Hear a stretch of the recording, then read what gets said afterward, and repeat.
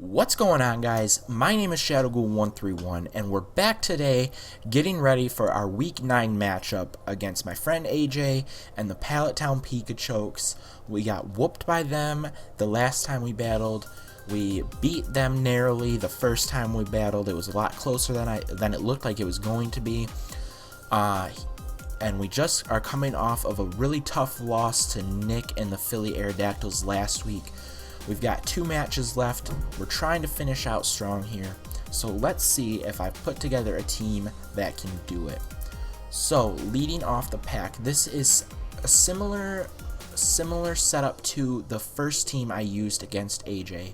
I did change some moves, I changed some stats around, switched things up a little bit.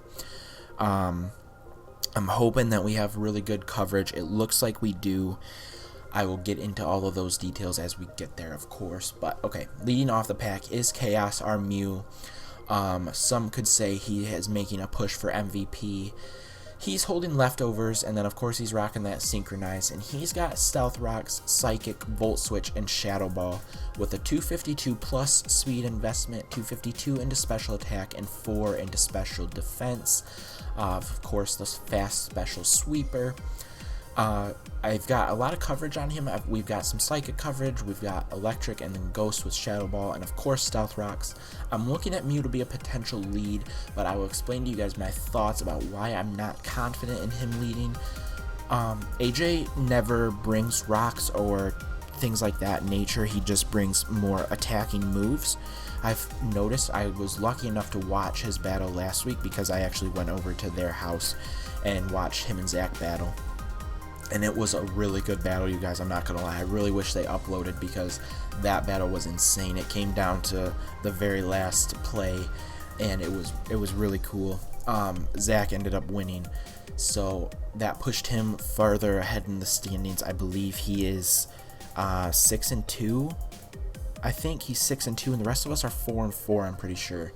So this match is going to be pivotal. It's still really close though. Overall, we all have a chance to finish on top. So I'm really excited to see how these next 2 weeks play out.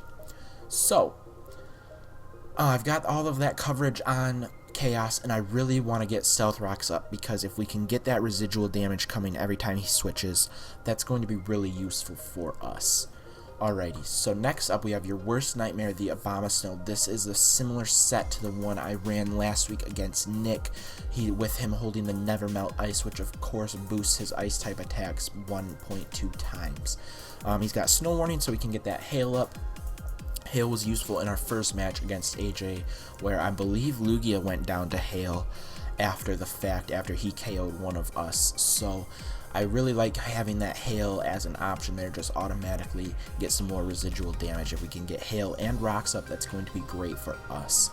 So he knows the standard setup there for Abomasnow with Swords Dance, Seed Bomb, Ice Punch, and Earthquake. So if he can set up with that Swords Dance, he's going to be really powerful because I did max out his attack investment 252 plus, and then of course he's bulky with the 248 into HP and 8 into special defense. Next up we have Circulator. I believe he's had a couple weeks off. He's holding the Expert Belt, which of course boosts his super effective attacks even more, 1.2 times. Super effective moves are obviously already like twice effective, so to do 1.2 more times is going to be useful. And he's got Levitate, so we're safe from any kind of earthquakes when we switch into Circulator. And then AJ has a huge flying weakness, and he only has 2 things that want to come in and hit an electric type, and he only has, I think it's 2 things as well that want to come in on a flying type. So Circulator is going to be big for us. I'm so worried that he's going to be too frail, which is why I maxed out his speed, because I want to see if we can't use his speed to hopefully outspeed some of AJ's bigger guys who might be a little bit slower. So we've got Air Slash, HP Ice, Volt Switch, and then Thunderbolt. I'm rocking the 2 electric types. AJ does not have a huge electric weakness by any means. I think there's only one where it's going to be useful. But the flying type is going to be really good for us. That's why I was thinking about rocking maybe the Choice Specs or Choice Scarf, but I don't want to lock into a move because if we lock into Thunderbolt, say against his Mega Blastoise, and we lock into Thunderbolt, and then we either get the KO or switch, that forces us to switch automatically because Thunderbolt's just not going to be super effective against anything else. So that's why Air Slash and HP Ice are coming too, because anything that wants to come in and take on Circulator is weak to ice, so hopefully if we can outspeed, we can get that HP Ice off. And of course, Circulator is shiny again. You guys know I rock him shiny so that we maybe get the fake out and people think he's fire type. I know I'm probably the only person that thinks like that, but alas, that's what we've got. Next up, Jimmy, our Crocodile's back this week, and I changed him up drastically just because as much as I want Weakness Policy, Anger Point, Crocodile to work, it never works, and so we're doing a more traditional set with Leftovers and Moxie. I figure Crocodile Jimmy here can come in. He wants to take on a lot of AJ's team, so I think he's going to be really useful. I think he can get kills, and so we can keep climbing up his attack stat with that Moxie. His attack stat is already 252 plus, fully invested there, 252 into HP as well with 4 in special defense. He is not the fastest, he's middle of the road in terms of speed for us, but I think he's going to be really useful. So he's rocking Knock Off, Earthquake, Beat Up, and Crunch. Of course, I told you guys before when I first started with the Weakness Policy, Anger Point, that Crimson Seabed was my inspiration for running Crocodile and drafting Crocodile at all. Beat Up is what he used against Shady Penguin, and I'm hoping, so that's why I don't want to lead with Chaos, is because I want to lead with Jimmy and see if we can get a fully effective beat up, stab, fully invested beat up off with all of the support of his teammates behind him. So I think that's going to be my play, and if that doesn't work, then I'm going to go right out into Chaos, obviously depending on what he's got in.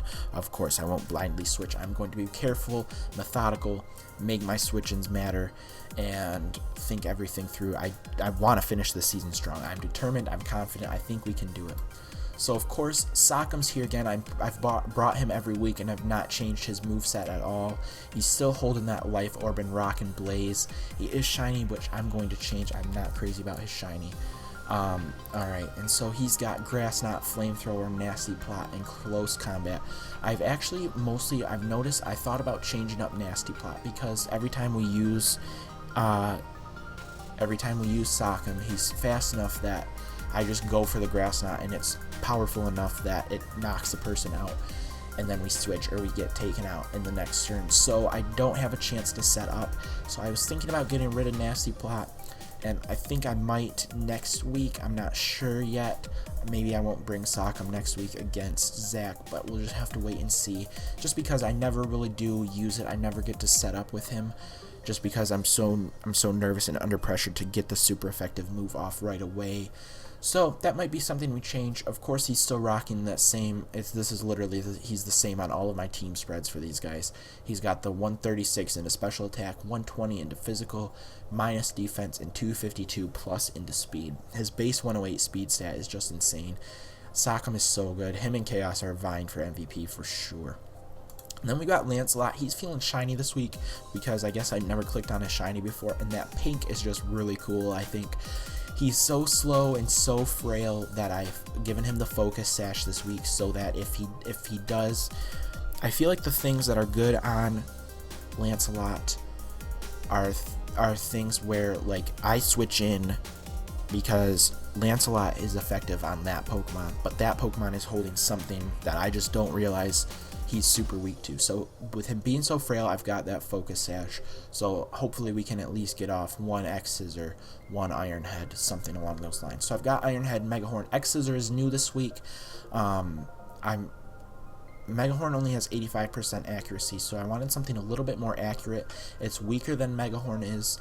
And Lancelot is so slow. That's his one downfall. I wish even if I fully boost his speed investment, it's just not worth it to take it out of HP or attack or special defense, something like that, you know. I've got Protect on him this week, which is new for me. I don't typically run a Protect set. I know I've done those light screens and stuff in the past, but Protect is new. I'm going to use that to hopefully just scout out some things, and because he's so slow, Protect will hopefully give us a shot to at least get some damage off on AJ's team. Lancelot has the potential to hit AJ's team really hard. It's just his speed that worries me, and that's why I went with the Focus Sash again. I know I'm sounding like a broken record with that, but I think it's going to be good. I'm excited. We got destroyed last time we played AJ. I was not ready. I was overconfident, so I'm feeling good. I'm ready. I took a lot of time preparing this team this time. I think it's going to be a good matchup. AJ has brought 2 of the same guys, and then the other ones, they're like pretty expected, so unless he changes up his team pretty drastically, even if he does, I've got the coverage for it. I plan for just about everyone. He doesn't have anyone that's hard for me to cover, like Nick's Mega Garchomp, so I think it's going to be a really good matchup. Alrighty, if you guys are excited and cannot wait to see how the battle goes, please give this video a thumbs up, share it with your friends. Let me know down in the comments if this setup is any better than last week. We got rid of Jinx. I think Jinx was a bad draft choice, and I mean, maybe she's okay for some people, but bringing her against AJ's team was just not a smart move. So I've fixed my mistakes. I hope I've got a good team. I'm ready. I'm excited. If you guys are excited, make sure you subscribe so you don't miss the battle, which will be going up on Sunday. I think that about covers it. Thank you guys so much for watching, and I will see you in the next video.